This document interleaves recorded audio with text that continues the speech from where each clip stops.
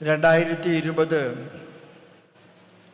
April മാസം 9-ാം തീയതിയാണ് വത്തിക്കാനിലെ cent Peter's സ്ക്വയറിലെ Mariyam ത്രേസ്യാമ്മയെ സഭയുടെ വിശുദ്ധയായി ജോൺ പോൾ രണ്ടാമൻ മാർപ്പാപ്പ പ്രഖ്യാപിച്ചത്. അന്ന് അദ്ദേഹം നടത്തിയ സുവിശേഷ പ്രസംഗത്തിലെ വിശുദ്ധനായ ജോൺ പോൾ രണ്ടാമൻ മാർപ്പാപ്പ പറഞ്ഞു, അജപാലന സ്നേഹത്തിൻ്റെ നിറകുടമായിരുന്നു വിശുദ്ധ മറിയം ത്രേസ്യ. സഭയുടെ അജപാലന ദൗത്യത്തിലെ ഏറ്റവും വലിയ വെല്ലുവിളിയാണ് കുടുംബ പ്രേക്ഷിതത്വം. ഈ ശുശ്രൂഷയിലെ ആധുനിക സഭയെ നയിക്കാൻ തമ്പുരാൻ നൽകിയ നക്ഷത്ര വെളിച്ചമാണ് വിശുദ്ധയായ മറിയം ത്രേസ്യ.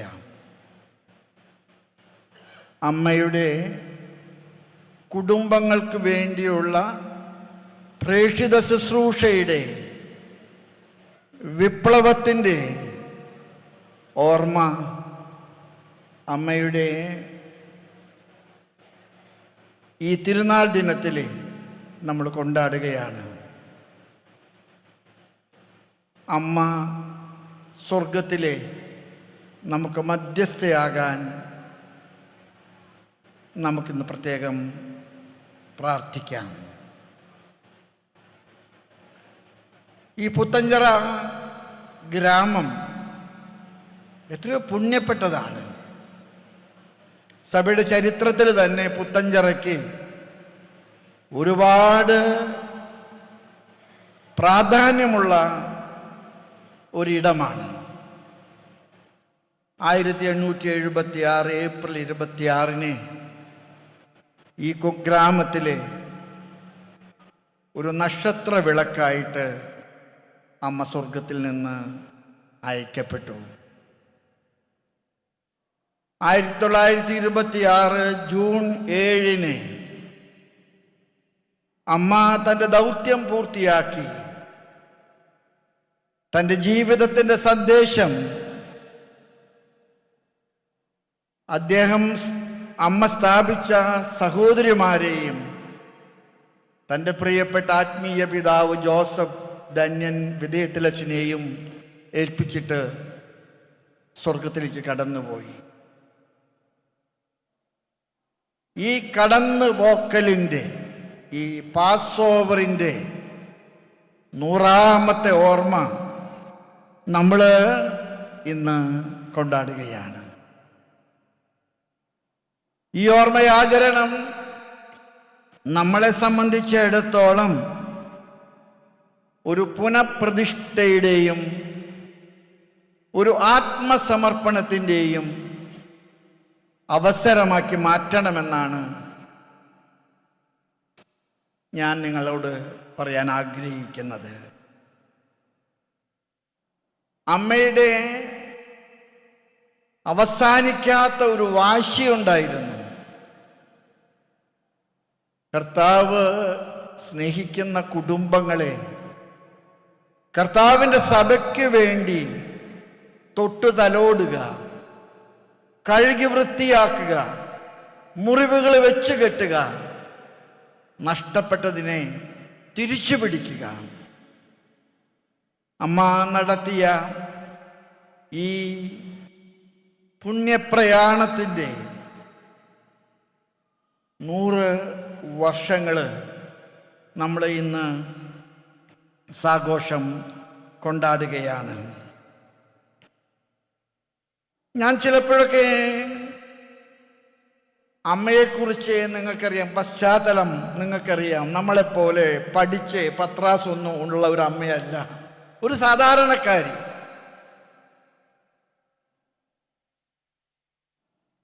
കുടിപ്പള്ളിക്കൂടത്തിൽ അക്ഷരങ്ങൾ പഠിച്ചു എന്നല്ലാതെ വേറെ ഔദ്യോഗികമായിട്ടൊന്നും പഠിച്ചതായിട്ട് ചരിത്രരേഖകളിൽ നമ്മൾ കണ്ടെത്തുന്നില്ല. പിന്നെ എങ്ങനെയാണ് ഇങ്ങനെയുള്ള ഒരു ശുശ്രൂഷ അമ്മ ആരംഭിക്കാൻ കാരണമായത്? ബെനഡിക്ട് 16 മാർപ്പാപ്പ ജൂബിലി വർഷത്തിലെ പന്തക്കുസ്ത തിരുനാൾ ആഘോഷിച്ചപ്പോൾ സഭയോട് പറഞ്ഞ ഒരേ ഒരു കാര്യം, Pentecost is not an end reality. It shall be a never-ending reality. കടന്നുപോയ എന്തോ ഒരു പരിശുദ്ധാത്മാവിൻ്റെ ഓർമ്മപ്പെടുത്തലല്ല, ഒരിക്കലും അവസാനിക്കാത്ത പരിശുദ്ധാത്മാവിൻ്റെ ഇടപെടലാണ് പന്തക്കുസ്ത. വിശുദ്ധയായ മറിയം ത്രേസ്യ നമ്മുടെ കാലഘട്ടത്തിലെ കേരള സഭയെ, സാർവത്രിക സഭയെ, കുടുംബങ്ങളുടെ പ്രേക്ഷിത പ്രവർത്തനത്തിൻ്റെ പ്രാധാന്യത്തെ ഓർമ്മപ്പെടുത്തിയ കർത്താവിൻ്റെ പന്തക്കുസ്തായുടെ തുടർച്ചയാണ്.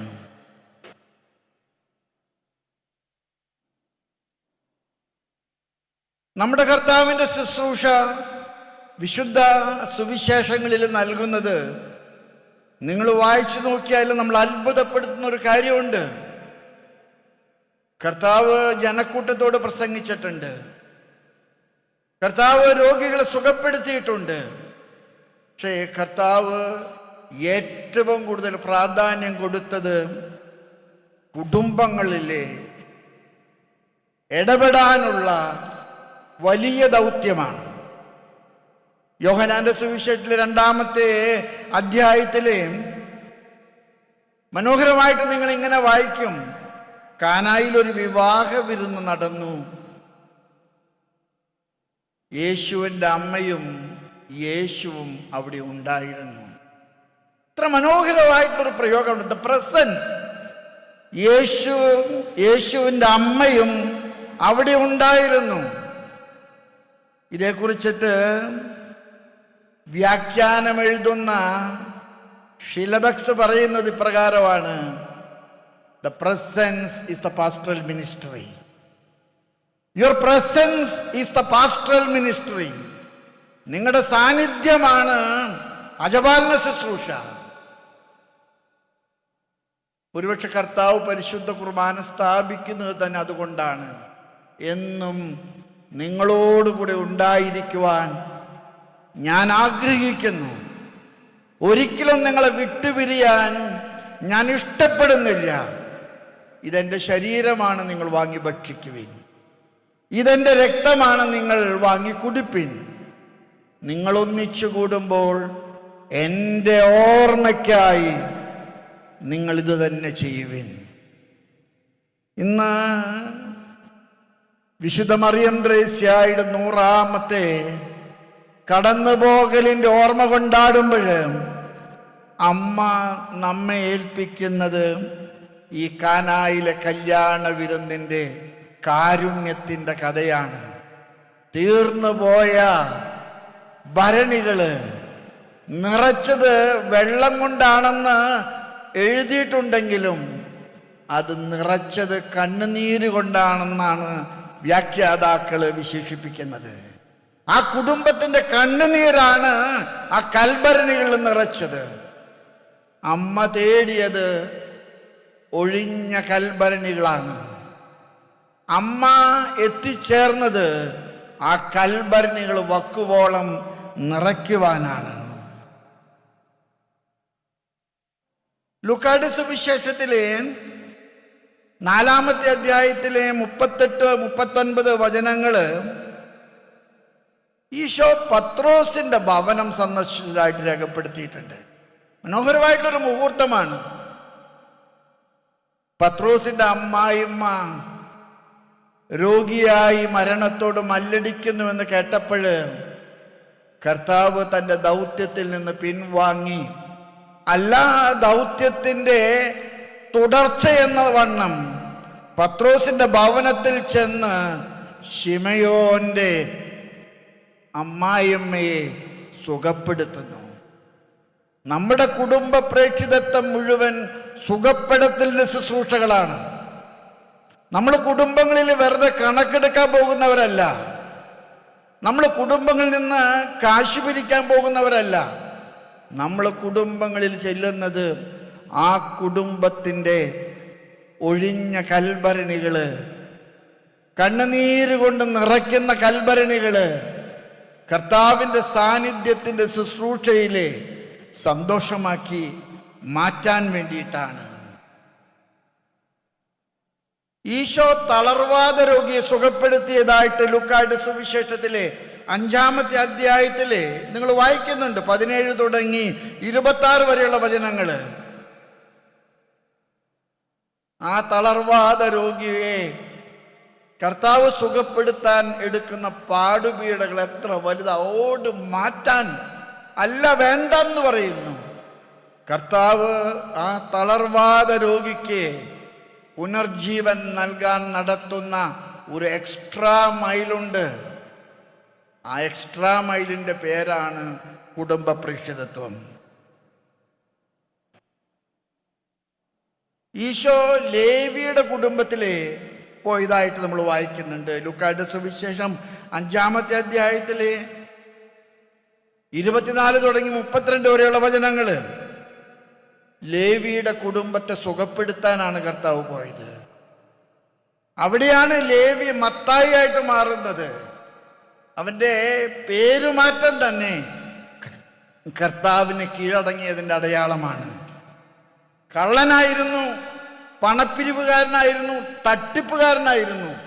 പക്ഷെ അവൻ്റെ കരം കർത്താവ് പിടിച്ചപ്പോൾ ലേവി മത്തായി ആയിട്ട് മാറുകയാണ്.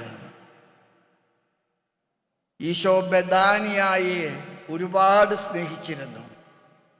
നമ്മൾ പലരും നമ്മുടെ സ്ഥാപനങ്ങൾക്ക് ബെഥാനിയ എന്ന് പേര് കൊടുക്കുന്നുണ്ട്. ലാസർ മരിച്ചവനായിരുന്നു. മർത്ത പണിക്ക് ഭ്രാന്ത് പിടിച്ച ഒരു അടുക്കളക്കാരിയായിരുന്നു. മറിയം സൗന്ദര്യം വിറ്റ് കാശുണ്ടാക്കിയിരുന്നവളാണ്. കർത്താവ് ആ കുടുംബത്തിലെ ചെല്ലുമ്പോൾ എല്ലാം അപകടങ്ങളാണ്. പക്ഷെ ആ അപകടങ്ങളുടെ നടുവിലാണ് കർത്താവ് സുഖപ്പെടുത്തുന്നത്. കർത്താവിൻ്റെ ഉത്ഥാനം ആദ്യം കാണാനും അത് ലോകത്തോട് വിളിച്ചു പറയാനുള്ള ഭാഗ്യം കിട്ടിയ പാവപ്പെട്ട സ്ത്രീയാണ് മറിയം, മഗ്ദലയിലെ മറിയം. അവളാണ് ആദ്യമായിട്ട് വന്നത്. അവൾ വരാനൊരു കാരണമുണ്ടായിരുന്നു. താൻ കൊടുക്കേണ്ടിടത്തോളം കർത്താവിന് കൊടുക്കാൻ സാപത്തായതുകൊണ്ട് കഴിഞ്ഞില്ല. ആ സാപത്ത് അവസാനിച്ചപ്പോ, പ്രഭാതം പൊട്ടിവിരിഞ്ഞപ്പോൾ അവൾ സുഗന്ധദ്രവ്യങ്ങളുമായിട്ട് കല്ലറയിലേക്ക് വന്നു. അവൾ കണ്ണുനീരോട് ചോദിച്ചൊരു ചോദ്യമുണ്ട്: ഈ കല്ല് ആരാണ് ഉരുട്ടി മാറ്റുക?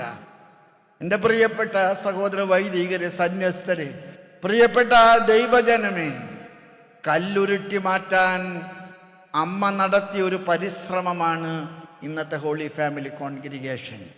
ഒരുപാട് കല്ലുകൾ ഉരുട്ടി മാറ്റി. ഒരുപാട് ബെഥാനിയായിലെ വിശുദ്ധി അമ്മയുടെ കുടുംബ പ്രേക്ഷിതത്വത്തിലൂടെ നടന്നതായിട്ട് നമ്മൾ വായിക്കുന്നു. ഈശോ സക്കേവൂസിന്റെ ഭവനത്തിൽ ചെന്നു. കുള്ളനാണവൻ, കള്ളനുമായിരുന്നു, തട്ടിപ്പായിരുന്നു പണി. കർത്താവ് സക്കേവൂസിനെ മരക്കൊമ്പിൽ നിന്ന് താഴോട്ടിറക്കി. ആ മരം വരെ കർത്താവ് അവൻ്റെ കൂടെ യാത്ര ചെയ്തു. സക്കേവൂസ്, നീ താഴോട്ടിറങ്ങുക. സ്നേഹമുള്ള എൻ്റെ സഹോദരങ്ങളെ, കുടുംബ പ്രേക്ഷിതത്വം മനുഷ്യൻ്റെ താഴോട്ടുള്ള ഇറക്കത്തിലെ നമ്മൾ കൂട്ടുകാരാകുന്നതാണ്. ജീവിതത്തിൻ്റെ അഹന്തയിലെ മരക്കൊമ്പുകളിൽ കഴിയുന്നവരെ താഴോട്ടിറക്കാൻ നമ്മൾ നടന്നൊരു പരിശ്രമമുണ്ട്. ആ പരിശ്രമത്തിൻ്റെ പേരാണ് കുടുംബ പ്രേക്ഷിതത്വം. ഈശോ എമ്മാവൂസിൽ പോയ ശിഷ്യന്മാരുടെ കൂട്ടത്തിൽ സഹയാത്രികനായിരുന്നു. ഞാനിത് ഓർമ്മിക്കുന്നത് അപ്പസ്തോല പ്രവർത്തനങ്ങൾ എന്താണെന്ന് നമ്മൾ ഓർമ്മപ്പെടുത്താൻ വേണ്ടിയിട്ടാണ്. വഴിയാത്ര വഴിമുട്ടി, സൂര്യൻ അസ്തമിച്ചു, സന്ധ്യയായി, ഇരുട്ടായി, മുന്നോട്ട് പോകാൻ മാർഗമില്ല. കർത്താവ് അവരോട് പറഞ്ഞു, നമുക്കിവിടെ താമസിക്കാം. എത്ര മനോഹരമാണ് എമ്മാവൂസിന്റെ കഥ. അവരൊന്നിച്ചിരുന്ന് അത്താഴം കഴിക്കുമ്പോൾ കർത്താവ് അപ്പമെടുത്ത് വാഴ്ത്തി മുറിച്ചു. അതവർക്ക് കൊടുത്തപ്പോൾ അവിടെ കണ്ണുകൾ തുറന്നു. അത് കർത്താവാണെന്ന് അവർക്ക് മനസ്സിലായി. കുടുംബ പ്രേക്ഷിതത്വം മുറിക്കപ്പെടുന്ന ശുശ്രൂഷയാണ്. കുർബാന അൾത്താരയിൽ അവസാനിക്കുന്നില്ല. അവസാനിക്കാത്ത തീർത്ഥാടനം ആരംഭിക്കുന്ന ഇടമാണ് അൾത്താര. അൾത്താരയിൽ നിന്ന് കുടുംബങ്ങളിലേക്കുള്ള തീർത്ഥാടനം. അതാണ് മറിയം ത്രേസ്യ ഈ ലോകത്തിന് നൽകിയ ചാവുരുള്. മറിയം ത്രേസ്യയുടെ ചാവുരുള് അതാണ്. കുടുംബങ്ങളിലേക്ക് പോകുക, കുടുംബങ്ങളെ അന്വേഷിക്കുക, കുടുംബങ്ങൾക്ക് കരം കൊടുക്കുക, കഴുകുക, അവർക്ക് കരുത്ത് പകരുക. സ്നേഹമുള്ള എൻ്റെ സഹോദരി സഹോദരങ്ങളെ, മറിയം ത്രേസ്യയുടെ ഓർമ്മ പെരുന്നാള്, അമ്മയുടെ 100ാമത്തെ ജന്മദിനം കൊണ്ടാടുന്ന ഈ വേളയിൽ നമ്മൾ ആഘോഷിക്കുമ്പോൾ നമുക്ക് പ്രതിജ്ഞ എടുക്കണം. അബ്രഹാമിനെ ദൈവം വിളിച്ചു. അബ്രഹാമിനെ വിളിച്ചത് എന്തിനാണെന്നറിയാമോ? നിന്റെ നാട് വിടുക, നീ ഹാറാൻ വിടുക, ഞാൻ നിനക്ക് കാണിക്കുന്ന നാട്ടിലേക്ക് നീ പോകുക. അബ്രഹാം ഒന്നുമില്ലാത്തവനായിട്ടാ പോയത്. ഉടുത്ത മുണ്ടും ഷർട്ടുമായിട്ടാ പോയത്. ദൈവം കാണിച്ചു കൊടുത്ത വഴികളിലൂടെ അബ്രഹാം നടന്നു. കുടുംബ പ്രേക്ഷിതത്വം ദൈവം കാണിക്കുന്ന വഴികളിലൂടെ ഞാനും നിങ്ങളും നടക്കുന്നതാണെന്ന് നമ്മൾ തിരിച്ചറിയുക. അബ്രഹാമിനോട് ദൈവം പറഞ്ഞില്ലേ, നിനക്ക് ഞാൻ മക്കളെ തരും, ആകാശത്തിലെ നക്ഷത്രങ്ങൾ പോലെ, ഭൂമിയിലെ മണൽത്തരി പോലെ. ഈ വർധനവിൻ്റെ, ഈ സമൃദ്ധിയുടെ സുവിശേഷമാണ് കുടുംബ പ്രേക്ഷിതത്വം.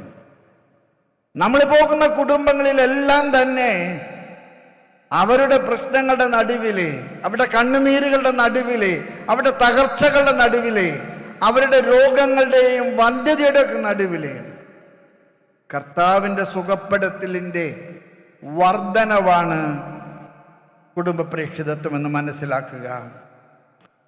ഇന്ന് നമ്മൾ വായിച്ചു കേട്ടത് ഗലാത്യക്കാർക്ക് എഴുതിയ ലേഖനത്തിൽ നിന്നാണ്. 2-ാമത്തെ അധ്യായം 19 തുടങ്ങി 21 വരെയുള്ള വചനങ്ങൾ. ഒരുപക്ഷെ മറിയം ത്രേസ്യ അമ്മയുടെ, വിശുദ്ധയുടെ ജീവിതത്തെ സുവിശേഷത്തിലും ലേഖനത്തിലും ഏറ്റവും മനോഹരമായിട്ട് പ്രതിബിംബിക്കുന്ന ഒരു അടയാള ഭാഗമാണത്. നീ മിശിഹായോടുകൂടെ ക്രൂശിക്കപ്പെട്ടിരിക്കുന്നു, നീ മിശിഹായോടുകൂടെ ക്രൂശിക്കപ്പെട്ടിരിക്കുന്നു. ഈ പഞ്ചക്ഷതം അമ്മയ്ക്ക് കൊടുത്തത് ഒരു അവാർഡല്ല. നിന്നെ ഞാൻ വിളിച്ചിരിക്കുന്നത് എൻ്റെ കുരിശിൻ്റെ ആണിപ്പാടുകള് നീ സ്വന്തമാക്കുന്ന വിധത്തില് നീ നിന്റെ ജനത്തിൻ്റെ നടുവിലൂടെ യാത്ര ചെയ്യണം. അമ്മയുടെ കുടുംബ പ്രേക്ഷിതം കുരിശിൻ്റെ വഴിയാണ്. ഒറ്റിക്കൊടുക്കപ്പെട്ട രാത്രിയില്, എല്ലാവരും ഉപേക്ഷിച്ച രാത്രിയില്, തട്ടി താഴെ വീണ രാത്രിയില്, ഈ കിടക്കാൻ ഒരു ഇടമില്ലാത്തത് കൊണ്ട് കുരിശിൽ 3 ആണികളിൽ തൂങ്ങിയത്. ഈ നഷ്ടപ്പെടലിൻ്റെ വലിയ സുവിശേഷമാണ് ഉത്ഥാനത്തിൻ്റെ വിജയഗാഥയായിട്ട് മാറിയത്. കുടുംബ പ്രേക്ഷിതത്വം തകർക്കപ്പെടലിൻ്റെ ശുശ്രൂഷയാണെങ്കിൽ കുടുംബ പ്രേക്ഷിതത്വത്തിൻ്റെ പ്രതിഫലം ഉദ്ധിതമായ വ്യക്തികളും ഉത്ഥാനത്തിൽ പങ്കെടുക്കുന്ന കുടുംബങ്ങളുമാണ്. ഇന്നത്തെ സുവിശേഷം എത്ര മനോഹരമാണ്. ഒരുപക്ഷേ മറിയം ത്രേസ്യാമ്മ നടത്തിയ സുവിശേഷവൽക്കരണത്തിൻ്റെ മുഴുവൻ ആകത്തുക അതാണ്. എനിക്ക് വിശന്നു, നീ എനിക്ക് ഭക്ഷിക്കാൻ തന്നു. എനിക്ക് ദാഹിച്ചു, നീ എനിക്ക് കുടിക്കാൻ തന്നു. ഞാൻ പരദേശിയായിരുന്നു, എനിക്ക് പരിചയക്കാരുമില്ലായിരുന്നു. നീ എനിക്ക് കരം തന്നു വഴി നടത്തി. എനിക്ക് വസ്ത്രങ്ങളില്ലായിരുന്നു, നീ എന്നെ ഉടുപ്പിച്ചൊരുക്കി അണിയിച്ചു. ആളുകളുടെ മുമ്പിൽ എൻ്റെ മാന്യത നീ കാത്തു. ഞാൻ രോഗിയായിരുന്നു, നീ വന്നെന്നെ സുഖപ്പെടുത്തി. നീ എനിക്ക് മരുന്ന് തന്നു, നീ എൻ്റെ മുറിവ് വെച്ച് കെട്ടി. ഞാൻ കാരാഗ്രഹത്തിലായിരുന്നു, നീ എന്നെ ഉപേക്ഷിച്ചില്ല.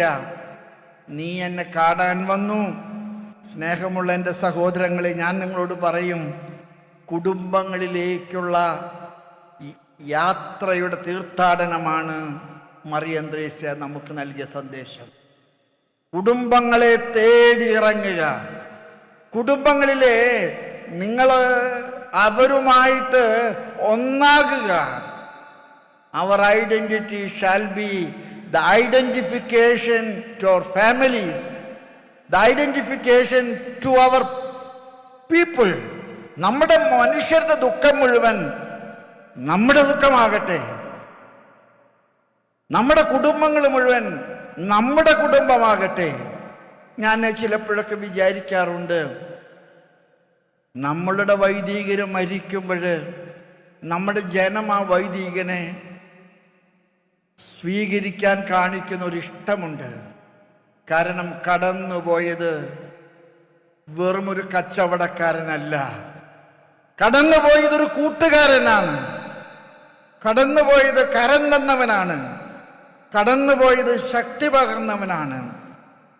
നമ്മുടെ ജനങ്ങൾക്ക് ഈ അടുത്ത കാലത്ത് നമ്മൾ ഉപയോഗിക്കുന്ന മൊബൈൽ ഫോണിൻ്റെ ചാർജ് നഷ്ടപ്പെടുമ്പോൾ അവരെ ചാർജ് കിട്ടാൻ കുത്തുന്ന പവർ പോയിൻ്റാണ് നമ്മുടെ പ്രേക്ഷിത അപ്പസ്തോലേറ്റ്, നമ്മുടെ കുടുംബ പ്രേക്ഷിതത്വം.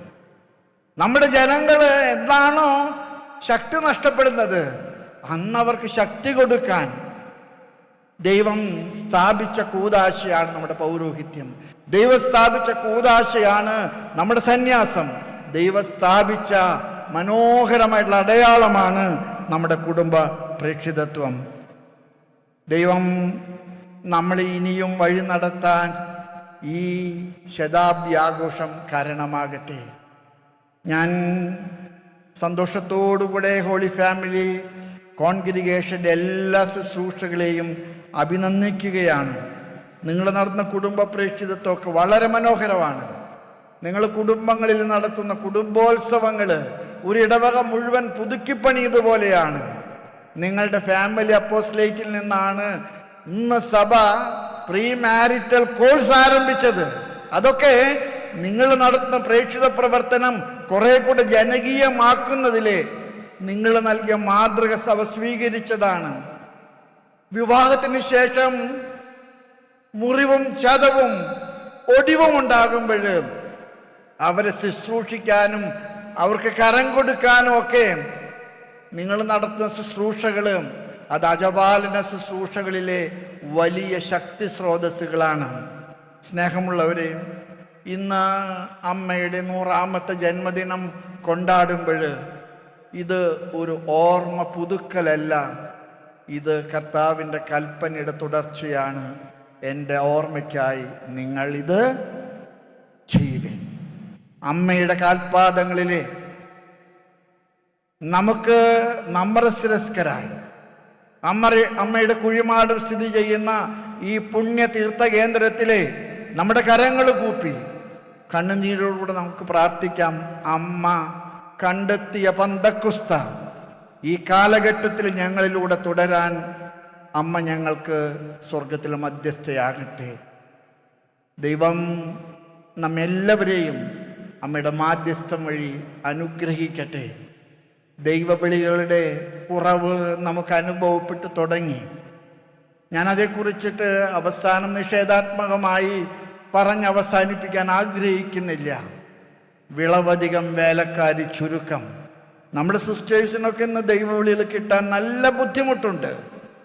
അവർ പുറത്തു നിന്നൊക്കെ ആളുകളെ കൊണ്ടുവരാൻ തുടങ്ങിയിരിക്കുന്നു. നമ്മൾ ഉണരണം.